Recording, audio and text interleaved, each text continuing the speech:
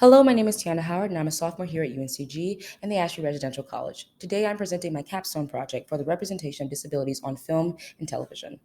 As a media studies major, an aspiring filmmaker, and someone who lives with disabling conditioning myself, this issue means a lot to me, and my hope is that my research and my arguments will educate and expose audiences while also starting a conversation for change.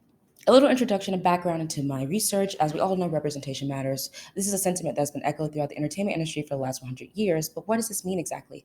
Well, the execution of stories, especially on screen, whether fiction or nonfiction, has the potential to influence audiences' perceptions of not only themselves, but the world around them. Both America and the entertainment industry have a long-standing history of excluding groups of people through racism, homophobia, transphobia, sexism, xenophobia, and ableism. The list goes on.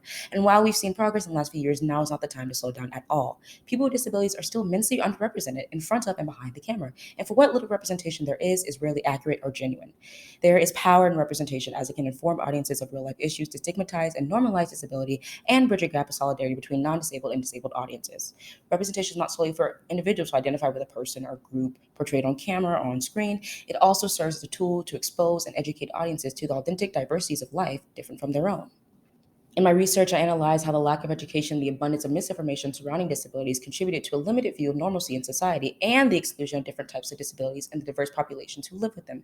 In my thesis, I affirmed that the film and television's underrepresentation of people with disabilities is deeply rooted in America's long history of systematic ableism, which fosters harmful and outdated stereotype characters and stories, excluding disabled actors from the industry and reinforcing uneducated discriminatory beliefs. Consequently, I argue that without an increase of accurate and genuine representation of disabilities on screen, the divide for disabled individuals in the entertainment industry and in society will continue to widen. As you can imagine, I had to think outside the box when it came to my research, besides just books and academic journals on the subject of disability in media. I also viewed a select number of titles, including The Eternals, Special, The Big Bang Theory, Me Before You, Tropic Thunder, Rain Man, and The Theory of Everything, Forrest Gump, and Still Alice, many of which here are featured on my poster. I also wanted to feature these because they were directly referenced in many of my sources. But in addition to this, I conducted an anonymous survey on audiences' viewership habits, basic knowledge of disability issues, and representation.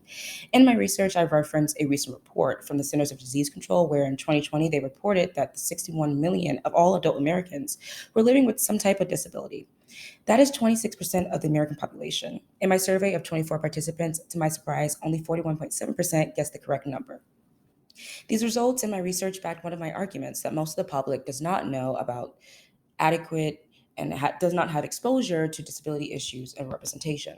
This absence of public education surrounding disability has led to stigmatization of disabled individuals on screen and in real life, and it places people with disabilities in a box of otherness. But if over a quarter of the population has some sort of disability, how can it be abnormal? This led me to a very simple question. If over a quarter of the population is disabled, why doesn't the vast majority of the content we consume represent that? And the answer was much more complicated, because some alternative points argue that disability is not something audiences want to see, but this argument is flawed because it assumes that one, all audiences are non-disabled, and two, non-disabled is the default of life and normalcy. But in reality, both disabled and non-disabled audiences would benefit and learn from representation of disabilities in film and television. This led me to my next point about the current state of the industry and its problematic patterns. The current state can be described as the homogeneity of Hollywood. And while we're fighting for progress, we are reminded that there's intersectionality between issues such as race and disability. There's significant lack of Black and brown films and people with disabilities in mainstream film and television. And many people with disabilities have to also navigate and negotiate issues of race, sexuality, and gender. This issue in the community is the lack of diversity among disabled characters and the exclusion of disabled voices and actors from the industry. In my research, I also discuss the patterns of underrepresentation, including the exclusion of disabled actors from casting, awarding of portraying disabled by non-disabled actors.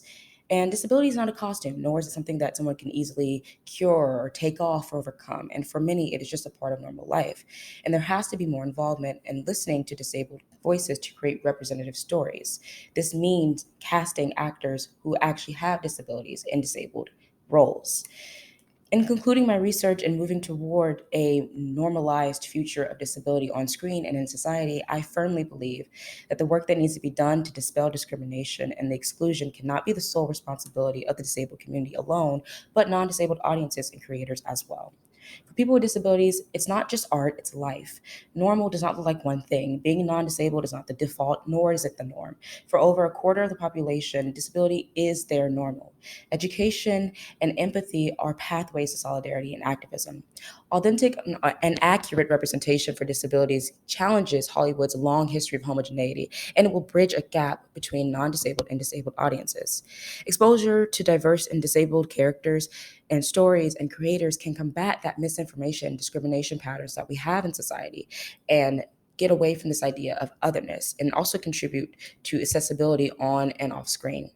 Exposing viewers to disabled characters and disabled stories allows for destigmatization and normalization to begin, while unlearning ableist views and fostering compassion. In all genres of film and television, representation played by, made by, and for people with disabilities has the opportunity to provide new light and perspective on living with disability beyond society's non-disabled norms and expectations. Thank you so much for watching my presentation. Here's my works cited. I hope you enjoyed and learned something. Thank you.